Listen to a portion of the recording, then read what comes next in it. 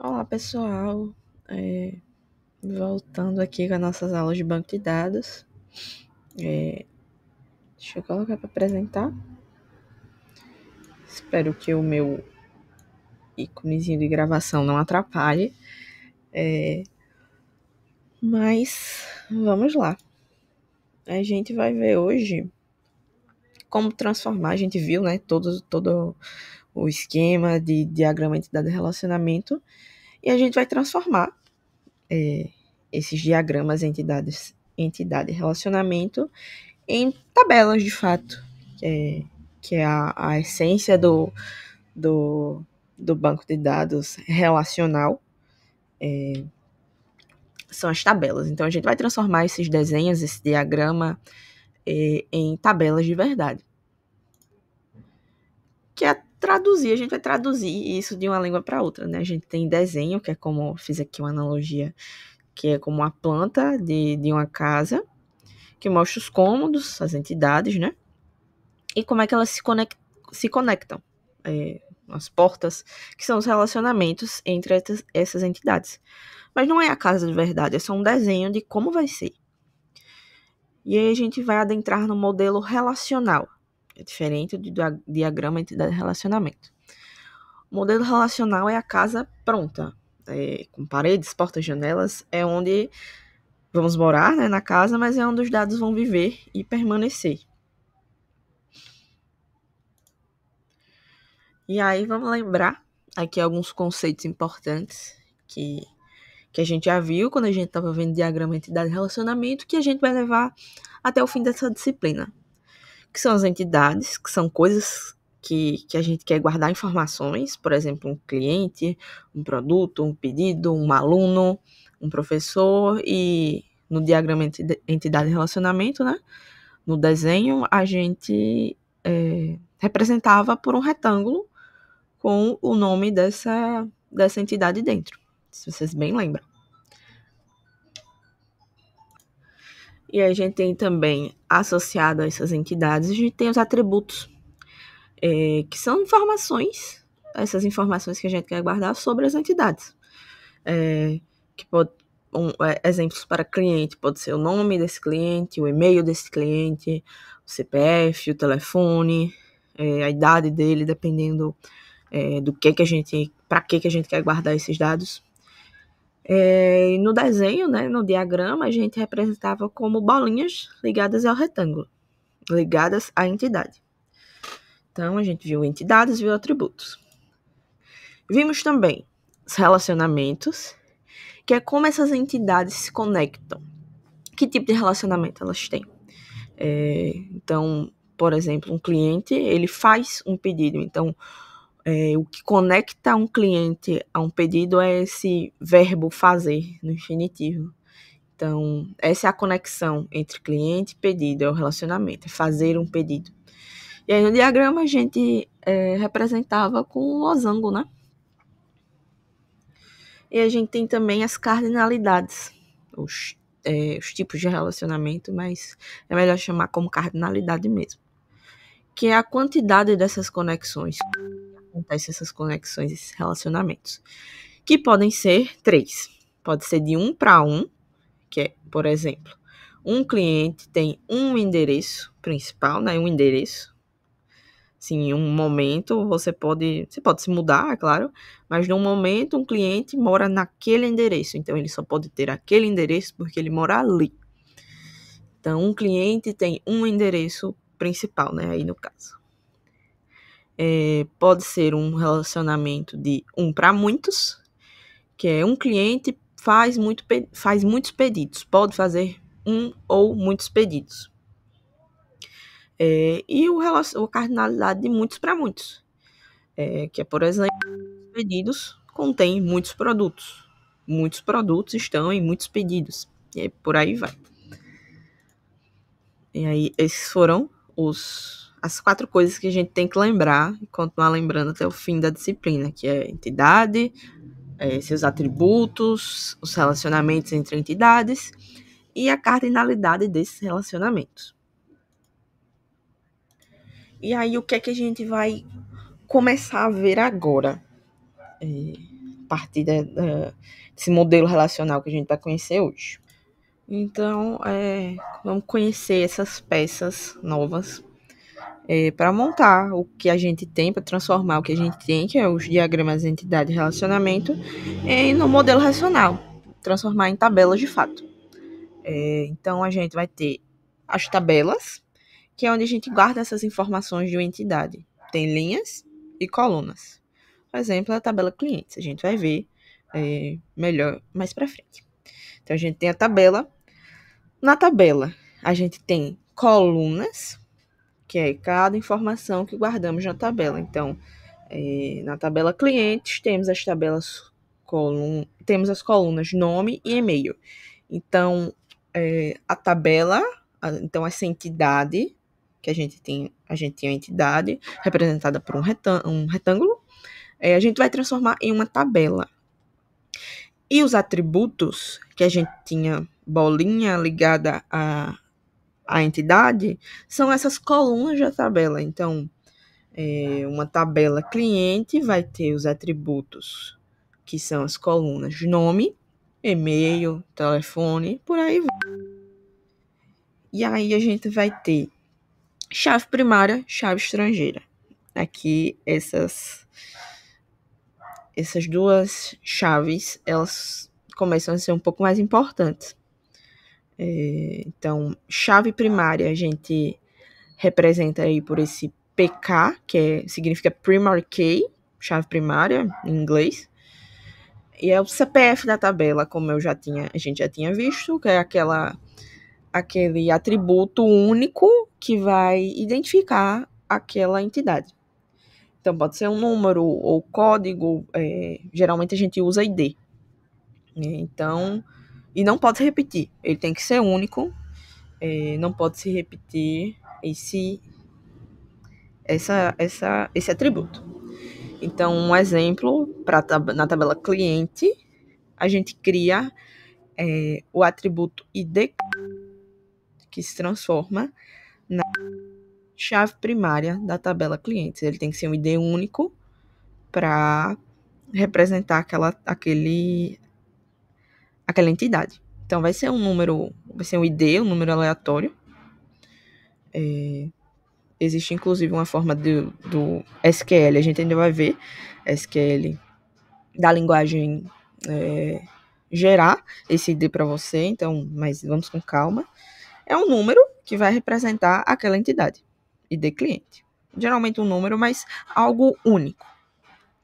E a gente tem a chave estrangeira, que é representada aí pelo FK, Foreign Key, traduzindo chave estrangeira, né? Cópia do CPF de outra tabela. Essa chave estrangeira é um pouco complicada de explicar, complicada de entender. Ela, para mim, pelo menos, ela é uma complicação total. Mas é uma forma de trazer o relacionamento que a gente via no diagrama, entidade de relacionamento.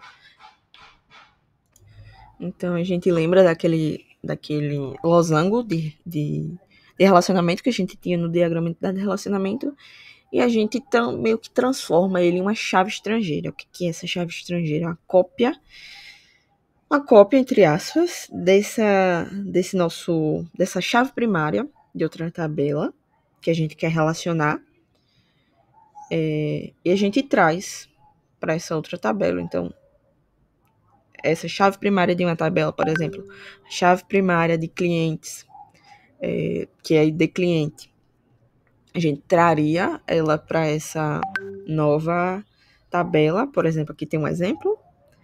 Se o pedido precisa saber quem foi o cliente, se a gente tem uma tabela pedido, e um pedido, a gente imagina que é feito por um cliente, então a gente guarda a chave primária de cliente, que é ID cliente, dentro da tabela pedido, não como chave primária, mas como chave estrangeira, como FK. A gente vai entender melhor. E aí, eu sei que a gente não tá vendo SQL ainda, de fato, mas já introduzindo vocês aos tipos de dados que a gente pode ter lá, porque eu acho que tem aqui mais para frente, por isso que eu coloquei esse. Tem mais tipos, mas esses são os que a gente mais vai usar, os mais usados. Primeiro é o tipo int, de inteiro, integer, que comporta aqui todos esses muitos números, mas qualquer tipo inteiro a gente coloca aí. Então, uma idade, o que mais? Uma idade, não sei, uma idade, eu só lembrei de idade.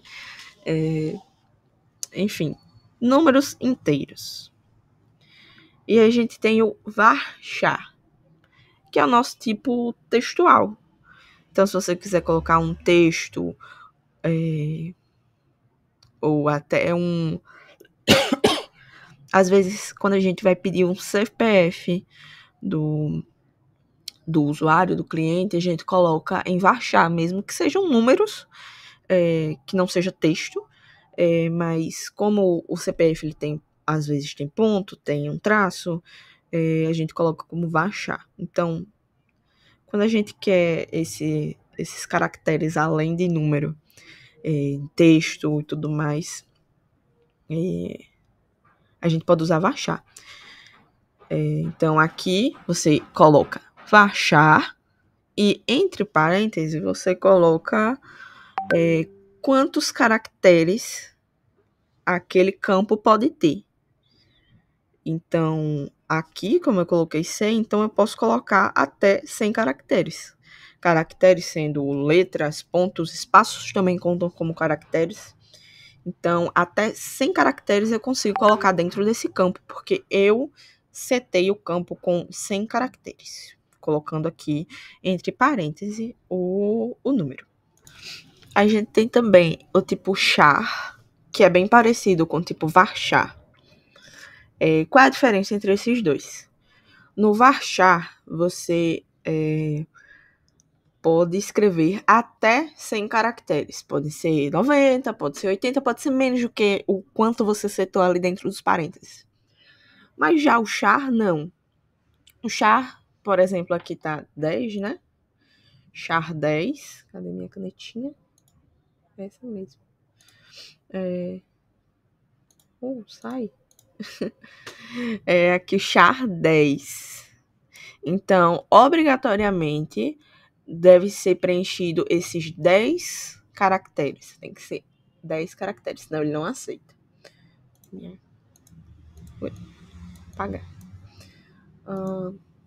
E a gente tem o tipo decimal, que aí você coloca decimal e dentro dos parênteses você coloca que antes da vírgula pode ter 10 dígitos no total e depois da vírgula pode ter 2. Então, nesse exemplo, né? Então, antes da vírgula, você coloca quantos dígitos pode ter antes da vírgula. Depois da vírgula, a quantidade de dígitos que pode ter depois da vírgula.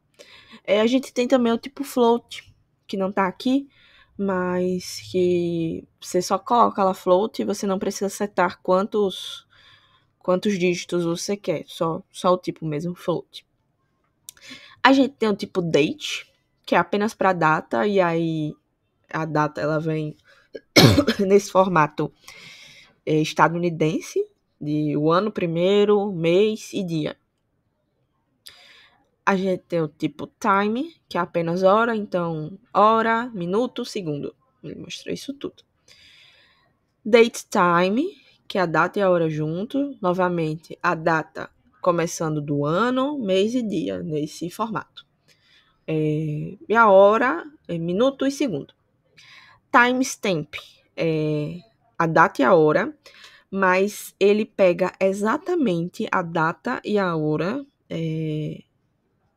registrados que estão ali acontecendo. Então, tipo, se eu inserir um dado e ele tem o tipo timestamp, então ele vai pegar, para preencher esse timestamp, ele vai pegar o dia, a data e a hora do sistema, do seu computador, e usar nesse campo que está setado como tipo timestamp. Então, é usado para registros automáticos, tipo, a hora de registro de tal coisa. Então, se você quiser pegar a data e a hora exata que você está inserindo aquele dado, você usa timestamp. A gente também tem o tipo Boolean, que é para verdadeiro ou falso. Ele vai retornar true ou false, sempre em inglês. Então, basicamente são esses tipos. Se tiver mais algum, a gente vai ver aí mais para frente, mas inicialmente, como a gente ainda não está vendo SQL de fato, esses daqui são interessantes para vocês terem uma ideia. E aí vamos entrar nas 3 regras do que fazer para ocorrer essa tradução, esse diagrama se transformar em tabelas. Então, regra de ouro número 1, toda entidade vira uma tabela. Toda entidade vira uma tabela. Então, como fazer isso? Você pega uma entidade do seu diagrama entidade de relacionamento, por exemplo, um cliente.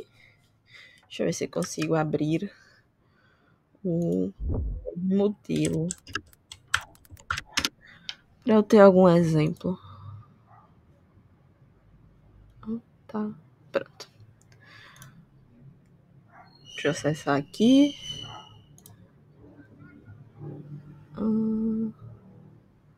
Aula 2. Então, vamos pegar da aula... Não, é aula 2 mesmo. Vou pegar a aula 3, que eu acho que foi com vocês. Por exemplo, eu tenho algum cliente aqui? Não. Mas eu tenho, por exemplo, pet, naquele sistema de pet shop que a gente fez. Pet, ele vai se transformar em uma tabela. Aí, aqui tá sem atributos, mas vamos pensar lá em atributos que façam parte desse pet. Nome, data de nascimento, aí a gente usaria o tipo date, inclusive. Então,